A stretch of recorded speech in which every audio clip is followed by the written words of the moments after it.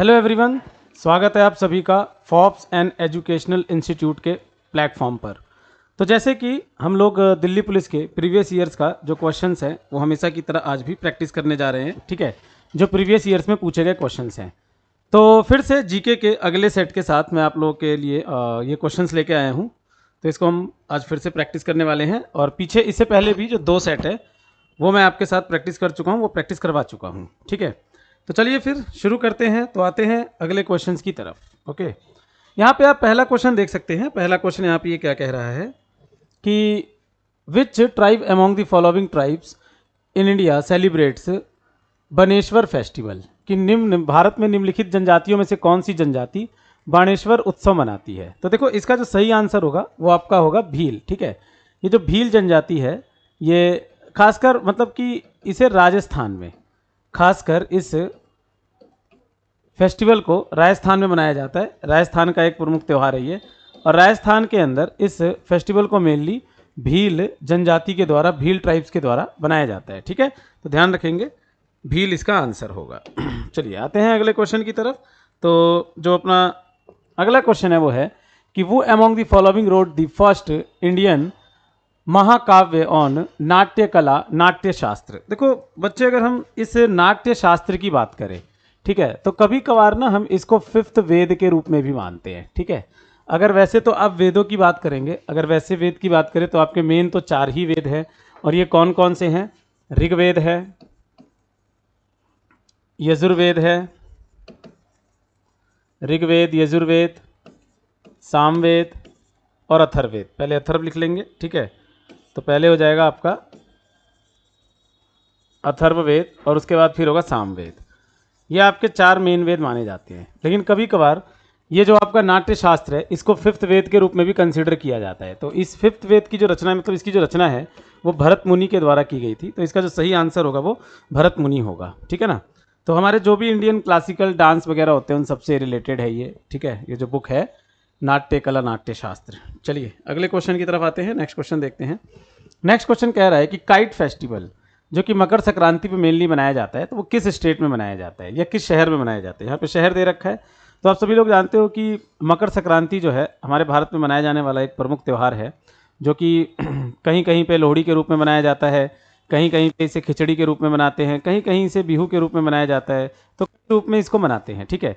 वैसे ही इस त्यौहार की अगर हम बात करें तो गुजरात में इस त्यौहार को, खासकर गुजरात के अहमदाबाद शहर में इस त्यौहार को पतंग के साथ मनाया जाता है। यहाँ पे पतंग उड़ाते हैं, तो इसी को आप काइट फेस्टिवल कहते हो, ठीक है। इसी को आप काइट फेस्टिवल का नाम देते हो, पतंग उत्सव। तो जो पतंग उत्सव है ये मकर संक्रांति पर गुजरात में अहमदाबाद शहर में मनाया जाता है, ठीक है। इसका ये आंसर होगा।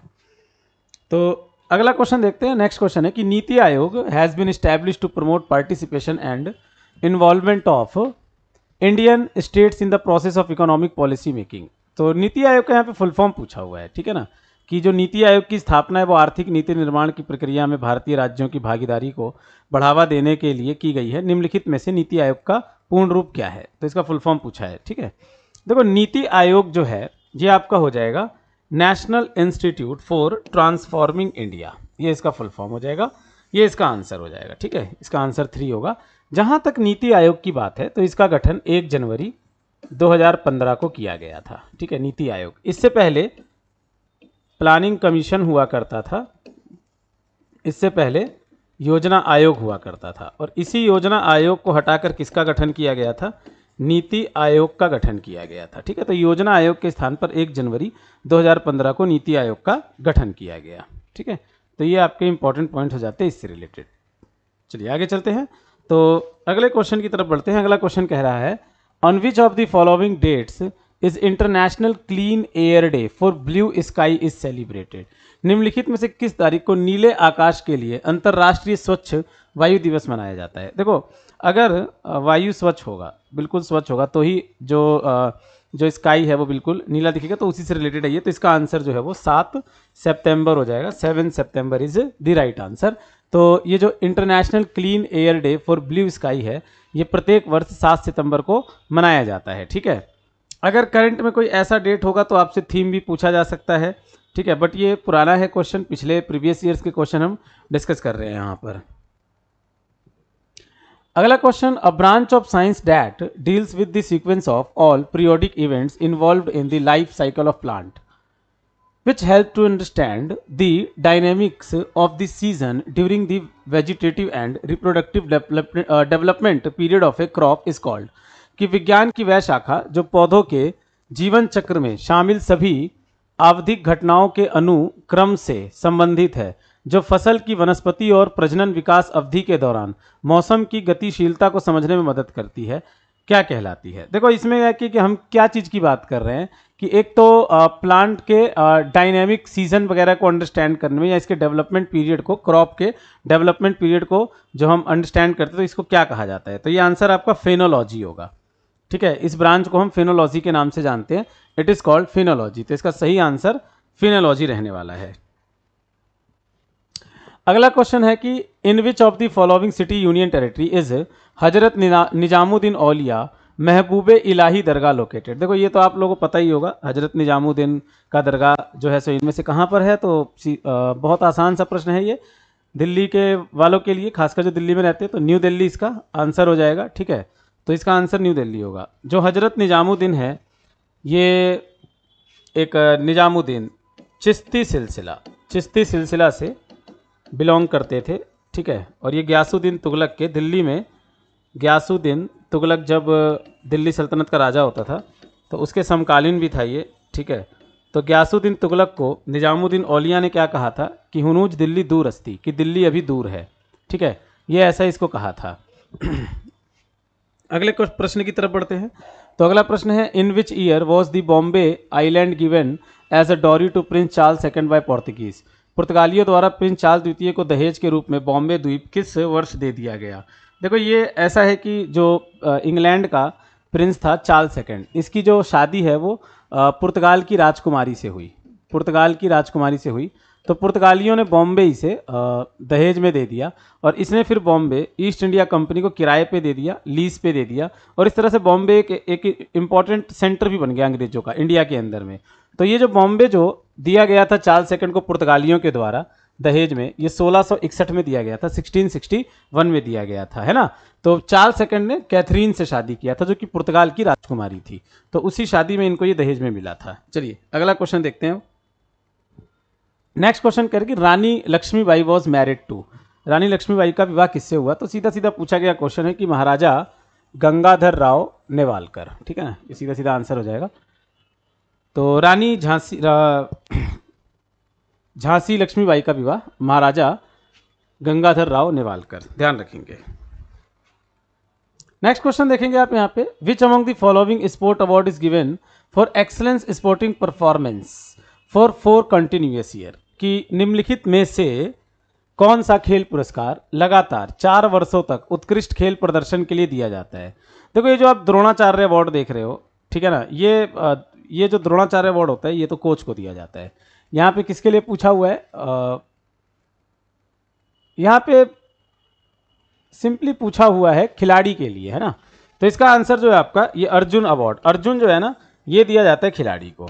ठीक है, अर्जुन अवार्ड खिलाड़ी को दिया जाता है, जो द्रोणाचार्य अवार्ड है ये कोच को देते हैं। ठीक है, तो इसका आंसर अर्जुन अवार्ड हो जाएगा।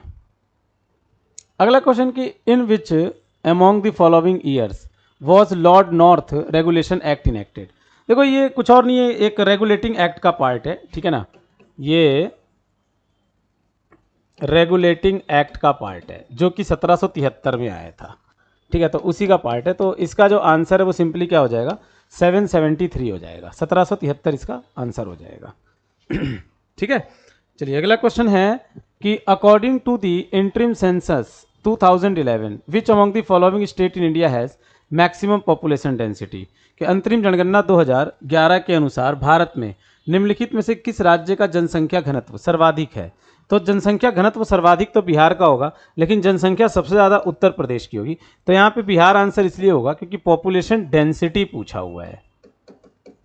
ठीक है, जनसंख्या घनत्व पूछा हुआ है, और जनसंख्या घनत्व क्या होता है कि जब आप किसी भी स्टेट के टोटल पॉपुलेशन को वहाँ के टोटल एरिया से डिवाइड कर देते हो। ठीक है, तो पॉपुलेशन डेंसिटी बिहार का सबसे ज़्यादा है। वहीं अगर हम यूटी और स्टेट दोनों जोड़ देंगे तो फिर दिल्ली का जो पॉपुलेशन डेंसिटी है वो सबसे हाईएस्ट है। दिल्ली का जनसंख्या घनत्व फिर सबसे ज़्यादा माना जाता है अगर आप इसमें दोनों को ही इंक्लूड कर देते हैं तो, मतलब स्टेट यूटी दोनों आ जाता है तो। या फिर अगर यूँ मान लो कि यहाँ पे अगर होता विच ऑफ द फॉलोइंग के साथ अगर एक ऑप्शन मान लो वेस्ट बंगाल हटा के हमने जो है सो दिल्ली डाल दिया तो आंसर क्या होता है? ऑब्वियस ही बात है दिल्ली होता फिर, ठीक है, क्योंकि दिल्ली के जो पॉपुलेशन डेंसिटी है वो बिहार से भी ज़्यादा है, लेकिन ये यूटी में आ जाता है, आपका केंद्र शासित प्रदेश में आ जाता है। तो अगला क्वेश्चन है, teacher day is celebrated each year on September 5. It is celebrated on the occasion of which president of India's birthday. तो इनमें से किसके जन्मदिन को, इनमें से किनके जन्मदिन को 5 सितंबर को शिक्षक दिवस के रूप में मनाया जाता है? तो ये डॉक्टर सर्वपल्ली राधाकृष्णन थे, ठीक है, ये भारत के दूसरे राष्ट्रपति थे, सेकंड डॉक्टर राजेंद्र प्रसाद के बाद ये सेकंड प्रेसिडेंट थे इंडिया के, और यही नहीं ये फर्स्ट वाइस प्रेसिडेंट भी थे इंडिया के, ठीक है। डॉक्टर सर्वपल्ली राधाकृष्णन भारत के पहले वाइस प्रेसिडेंट भी थे। जब 1954 में भारत रत्न लाया गया, जब 1954 में भारत रत्न लाया गया तो 3 लोगों को भारत रत्न दिया गया, सी राजगोपालचारी, एस राधाकृष्णन और सी वी रमन। तो उनमें से ये एक थे, तो इनको भारत रत्न से भी सम्मानित किया गया था।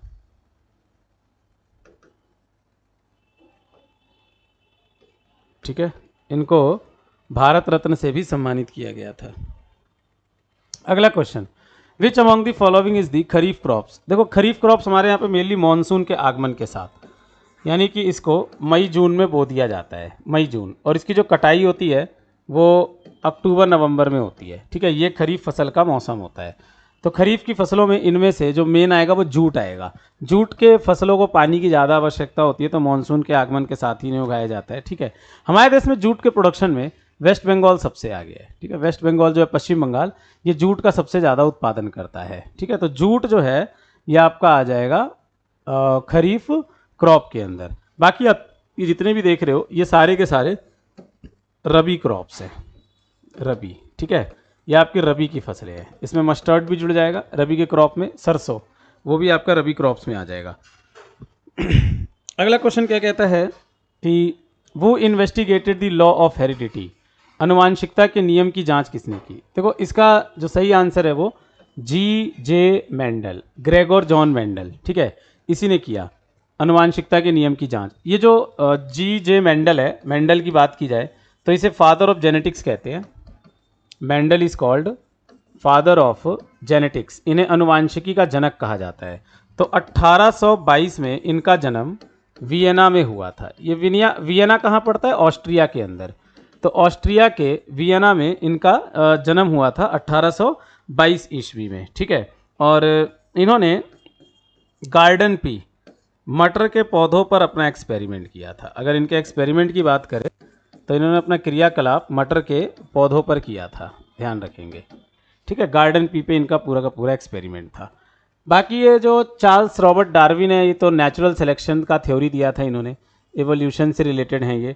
एल्बर्ट आइंस्टीन फिजिक्स से रिलेटेड है, बायो में तो कोई मतलब ही नहीं बनता। जे थॉमसन ने इलेक्ट्रॉन की खोज की थी, ठीक है। इनसे जो मेन पॉइंट है वो क्या है कि जे थॉमसन ने इलेक्ट्रॉन की खोज की थी। अगला क्वेश्चन कि वो among the following is widely known as the father of modern chemistry, कि आधुनिक रसायन विज्ञान का जनक किन्हें माना जाता है मॉडर्न केमिस्ट्री का। बहुत ईजी सा क्वेश्चन है, एंटोनी लेवोजियर। लेवोजियर जो है इसे फादर ऑफ मॉडर्न केमिस्ट्री का दर्जा दिया गया है, ठीक है। आधुनिक रासायनिक विज्ञान का इन्हें जनक माना जाता है। नेक्स्ट है which physical policy measure is used by the RBI to control liquidity and inflation, कि तरलता और मुद्रास्फीति को नियंत्रित करने के लिए आरबीआई द्वारा किस राजकोषीय नीति उपाय का उपयोग किया जाता है। देखो दोस्तों इनमें से ना ये सभी आंसर हो जाएंगे। आरबीआई, ये थोड़ा गलत है क्वेश्चन, आरबीआई इन सभी चीज़ों का यूज़ करता है। अब इसमें स्टैट्यूटरी लिक्विडिटी रेशियो क्या होता है कि हर कमर्शियल बैंक को अपने टोटल कैपिटल का कुछ रेशियो गोल्ड के फॉर्म में अपने पास रखना होता है, इसको आप स्टैट्यूटरी लिक्विडिटी रेशियो कहते हो। कैश रिजर्व रेशियो क्या होता है कि अब सभी बैंकों को अपने कुल कैपिटल का कुछ रेशियो आरबीआई के पास डिपॉजिट करके रखना होता है, ये कैश रिजर्व रेशियो होता है।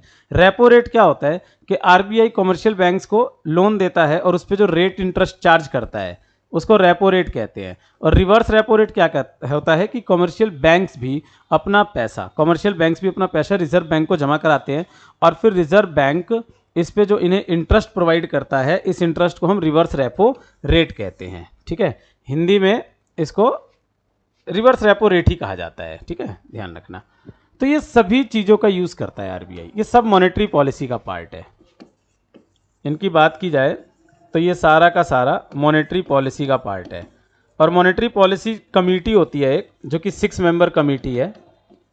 इसमें 6 मेंबर होते हैं और इसी 6 मेंबर कमेटी के द्वारा ये मॉनेटरी पॉलिसी, या हिंदी में मौद्रिक नीति कहते हैं, इसको मनाया जाता है, मौद्रिक नीति। ठीक है, और इस कमेटी का जो हेड होता है, मॉनेटरी पॉलिसी कमेटी का जो हेड होता है वो गवर्नर होता है, आरबीआई गवर्नर। जो आरबीआई का गवर्नर होता है वो हेड होता है मॉनेटरी पॉलिसी कमेटी का। ठीक है, चलिए अगले प्रश्न की तरफ बढ़ते हैं। तो अब नेक्स्ट क्वेश्चन देखते हैं। होप कि आपको यहाँ तक सारी की सारी चीज़ें समझ आ रही होंगी, कोई प्रॉब्लम ना हो। So the study of rock is known as, कि चट्टान का अध्ययन कहलाता है। ठीक है, cryosphere, geomorphology, mineralogy and petrology. देखो इसमें जो राइट आंसर होगा ये आपका होगा पेट्रोलॉजी। ये रॉक्स का स्टडी होता है, चट्टानों का अध्ययन। ठीक है, तो रॉक्स में वैसे मिनरल पाए जरूर जाते हैं, लेकिन आप इसको मिनरलॉजी नहीं कह सकते। ठीक है ना, ये आंसर नहीं होगा। आंसर जो इसका होगा वो पेट्रोलॉजी होगा। ठीक है ना, रॉक्स का अध्ययन पेट्रोलॉजी कहलाता है। जहाँ तक आप रॉक्स की बात करोगे तो रॉक्स को आप 3 कैटेगरी में बांटते हो। कौन कौन सा रॉक्स होता है? एक होता है इग्नियस रॉक, जो सबसे पहले बनता है, ये लावा से बनता है। आग्नेय चट्टान, आग्नेय चट्टान, तो ये सबसे पहले बनता है, ये लावा से बनता है। ठीक है, और सबसे पहले बनने की वजह से इसको प्राइमरी रॉक कहते हैं, क्योंकि बाकी सारे रॉक्स इससे बनते हैं। ठीक है, दूसरा एक इंपॉर्टेंट रॉक है sedimentary rock. Sedimentary rock, sedimentary rock, इसको हिंदी में अवसादी चट्टान कहते हैं। तो ये जो सेडिमेंट्री रॉक है, अवसादी चट्टान, इसमें फॉसिल्स पाए जाते हैं। एक इंपॉर्टेंट क्वेश्चन इससे पूछा जाता है कि जीवाश्म किसके अंदर पाए जाते हैं, फॉसिल किसके अंदर पाए जाते हैं? तो इसमें फॉसिल्स पाए जाते हैं, जीवाश्म पाए जाते हैं। ठीक है, इसके बाद जब सेडिमेंट्री रॉक या इग्नियस रॉक पे फर्दर प्रेशर पड़ता है, तो प्रेशर पड़ने से इनसे एक और रॉक बनता है जिसको मेटामॉर्फिक रॉक कहते हैं, और हिंदी में इसको कायांतरित चट्टान कहा जाता है। कायांतरित चट्टान। ठीक है, तो ये चीज़ है। चलिए बढ़ते हैं अगले प्रश्न की तरफ। तो अगला क्वेश्चन देखते हैं।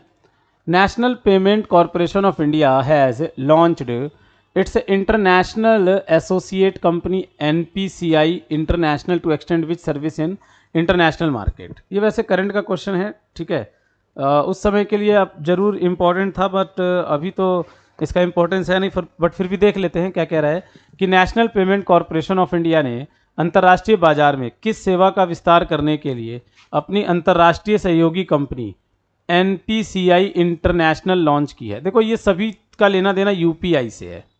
ठीक है ना, इन सब का जो लेना देना है वो किससे है? यूपीआई से है।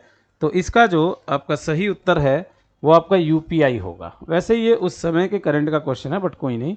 ठीक है, जनरली इसका आंसर यूपीआई हो जाएगा।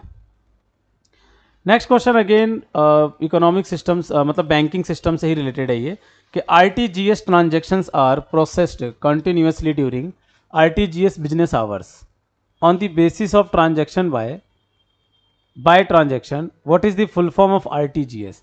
के आरटीजीएस लेनदेन को लेनदेन के आधार पर आरटीजीएस व्यावसायिक घंटों के दौरान लगातार संसाधित किया जाता है। आरटीजीएस का फुल फॉर्म पूछा है, पूर्ण रूप पूछा है। ठीक है, कि इनमें से आरटीजीएस का पूर्ण रूप क्या होता है?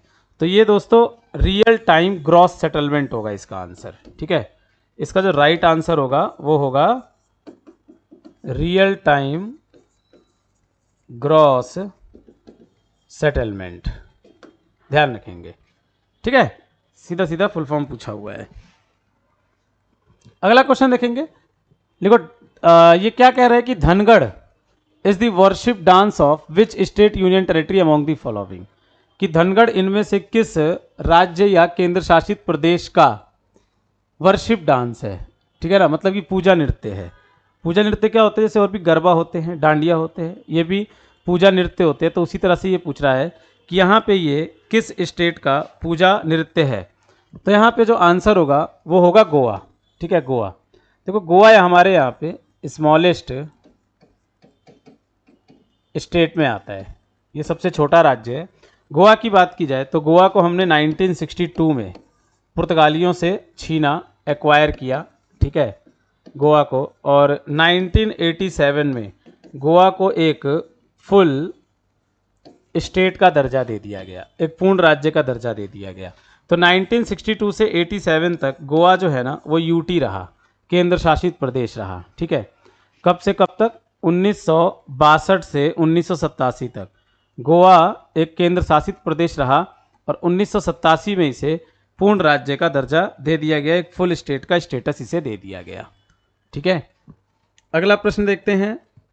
नेक्स्ट क्वेश्चन कह रहा है विच of the following is non metal conduct electricity. ये कह रहा है कि देखो वैसे नॉन मेटल क्या होते हैं कि non metals are not a good conductor of electricity, कि जो अधातु होते हैं विद्युत के अच्छे चालक नहीं होते। फिर भी पूछा है कि इनमें से कौन सा ऐसा नॉन मेटल है जो कि एक्सेप्शन में भी आता है, ठीक है, अपवाद में भी आता है, जो कि इलेक्ट्रिसिटी को कंडक्ट करता है। तो इसका आंसर होगा ग्रेफाइट। ठीक है, ग्रेफाइट। ओके, ग्रेफाइट वैसे कार्बन होता है, ग्रेफाइट जो है एलोट्रॉप होता है, कार्बन का अपरूप होता है। ठीक है, कार्बन का अपरूप होता है, तो ये इलेक्ट्रिसिटी को कंडक्ट करता है। एक्सेप्शन हो जाता है ये नॉन मेटल का। कार्बन के और भी अपरूप की बात करोगे तो डायमंड भी कार्बन का एक अपरूप है, हीरा, और ये दुनिया का सबसे कठोर पदार्थ है। बाकी एक फुलेरेंस भी होता है, फुलेरेंस, ये भी हीरे का मतलब कार्बन का एक एलोट्रॉप है। ठीक है, अपरूप है। तो कार्बन, हीरा और फुलेरेंस, ये graphite, diamond and fullerenes, graphite, diamond and fullerenes, ये सारे कार्बन के अपरूप हो जाते हैं। ठीक है, अपरूप क्या होते हैं? जिनका जो केमिकल प्रॉपर्टी है वो तो सेम रहता है, जिनकी रासायनिक गुणधर्म है वो तो समान रहते हैं, लेकिन फिजिकल प्रॉपर्टी चेंज हो जाता है। ठीक है, भौतिक जो गुणधर्म है वो चेंज हो जाते हैं, तो उनको आप अपरूप कहते हो। ठीक, नेक्स्ट क्वेश्चन देखेंगे। In which among the following year was the national song Vande Mataram was sung in an Indian National Congress session for the first time. निम्नलिखित में से किस वर्ष में पहली बार भारतीय राष्ट्रीय कांग्रेस के अधिवेशन में राष्ट्रीय गीत वंदे मातरम गाया गया था? ठीक है, देखो इसका जो सही आंसर होगा वो 1896 होगा। 1896 में पहली बार इसे गाया गया था। जहां तक बात की जाए वंदे मातरम की, तो ये आनंद मठ बुक से लिया गया है, और इस बुक की जो रचना है वो बंकिम चंद्र चटर्जी ने की है। बंकिम चंद्र चटर्जी। ठीक है, बंकिम चंद्र चटर्जी के द्वारा ये बुक लिखा गया है, यहीं से इसको लिया गया है। लेकिन नेशनल सॉन्ग इसे कब अपनाया गया? अगर आप वंदे मातरम की बात करोगे तो वंदे मातरम को जो नेशनल सॉन्ग अपनाया गया, जो राष्ट्रीय गीत अपनाया गया, वो कब अपनाया गया? ये आपका 24 जनवरी 1950 को अपनाया गया। ठीक है, नेशनल सॉन्ग इसको 24 जनवरी 1950 को अपनाया गया, और सेम नेशनल एंथम भी इसी दिन अपनाया गया था। नेशनल एंथम भी सेम डे पे अपनाया गया था, बट नेशनल एंथम जो है वो रविंद्रनाथ टैगोर का लिखा हुआ है। ठीक है, थोड़ा सा ये डिफरेंस है, ये अलग है मतलब। नेक्स्ट क्वेश्चन कहता है कि वो among the following is the first female lieutenant general of the Indian army. निम्नलिखित में से कौन भारतीय सेना की पहली महिला लेफ्टिनेंट जनरल है? तो पुनीता अरोड़ा इसका आंसर होगा। ठीक है, सीधा सीधा पूछे जाने वाला प्रश्न है। ठीक है, कि जो पुनीता अरोड़ा है, आर्म्ड फोर्स मेडिकल कॉलेज से पढ़ी हुई, ठीक है, डॉक्टर थी, और इनको पहला लेफ्टिनेंट जनरल कंसीडर किया जाता है आर्मी के अंदर में। ठीक है, तो आई होप कि आप लोगों को अभी तक के ये जो भी क्वेश्चन है वो समझ आ रहे होंगे। ठीक है, तो ये सारे के सारे क्वेश्चन जो भी आप देख रहे हो प्रीवियस ईयर्स में आए हुए क्वेश्चन है। ठीक है, सेट वाइज हम इसको लगाते चल रहे हैं, सेट वाइज हम इसको सॉल्व करते चल रहे हैं, तो बहुत ही आपको हेल्प मिलने वाला है इन सभी क्वेश्चन से। आपको आइडिया लगने वाला है कि क्वेश्चंस किस तरह से कहाँ से पूछे जाते हैं, ठीक है ना। तो ये भी एक पता होना बहुत ज़रूरी है हमारे लिए। नेक्स्ट क्वेश्चन पे आते हैं, how many years did it take for the constituent assembly to prepare the draft of the constitution, कि कितना टाइम लगा प्रारूप बनाने में। देखो इसको टोटल जो है सो 2 वर्ष 11 माह और 18 दिन लगे, ठीक है। टोटल टाइम जो इसे लगा वो 2 ईयर्स 11 मंथ और 18 डेज लगा। तो आप इसको लगभग, यहाँ पे अगर आप लगभग पे जाओगे तो 3 वर्ष हो जाएगा, 3 ईयर्स हो जाएगा, 12 दिन कम है, ठीक है। लगभग में अगर हम जाएंगे तो 3 ईयर्स हो जाएगा। तो जहाँ तक बात की जाए तो इस दौरान 165 दिनों का, इस दौरान 165 दिनों का टोटल 11 सत्र हुए थे, 11 सेशंस हुए थे, ठीक है ना। 165 डेज के टोटल 11 सेशंस हुए थे, सत्र हुए थे। और इसी 11 सत्र में हमारे संविधान को पूरा किया गया था। और संविधान को जो अपनाने का डेट था वो था 26 नवंबर 1949। बट इसको हम अगर पूरी तरह से लागू करने की बात कहें कि संविधान पूरी तरह से लागू कब हुआ, तो लागू पूरी तरह से इसे 26 जनवरी 1950 को कर दिया गया, ठीक है। 26 जनवरी 1950 को इसे पूरी तरह से लागू कर दिया गया। ओके, तो इस दिन हमारा संविधान पूरी तरह से लागू हुआ।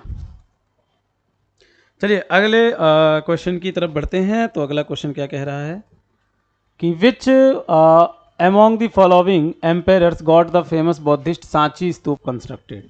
इनमें से किसने सांची का स्तूप बनवाया था। ये जो सांची का स्तूप आप देख रहे हो ये एमपी के अंदर में है और अपने आप में बहुत ही प्यारा नमूना है ये पुरानी मतलब कला का, ठीक है, प्राचीन कला का भारत के अंदर में। तो इसको अशोक ने बनवाया था। सांची का जो स्तूप है वो अशोक के द्वारा बनवाया गया था, ठीक है। अशोक ने बराबर की पहाड़ियों में विहार का निर्माण भी कराया था। विहार जो है वो बौद्ध जो मोंक होते थे उनके रहने की जगह, ठीक है, जो वहाँ रहते थे उस जगह को विहार कहा जाता था, ठीक है। अशोक ने खुद बौद्ध धर्म को अपनाया था और बौद्ध धर्म की जो 3rd काउंसिल है, जो तीसरी संगति है, वो भी अशोक ने ही करवाई थी, है ना। तो जो 3rd काउंसिल है वो भी किसने करवाया था, अशोक ने ही करवाया था। तो इसका आंसर जो है सो अशोक हो जाएगा। अगला question, Cham mask dance which is famous folk dance of India is also celebrated in which other country. तो ये चाम मास्क नृत्य जो है भारत का एक प्रसिद्ध लोक नृत्य है और अन्य किस देश में भी ये मनाया जाता है।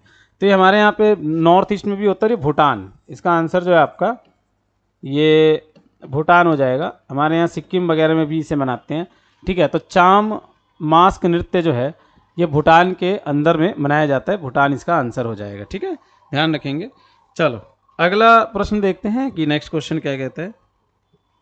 Amer fort among the best examples of architecture is located in which state among the following. देखो आमेर, आमेर क्या है, जयपुर का ही पुराना नाम कह लो आप, ठीक है।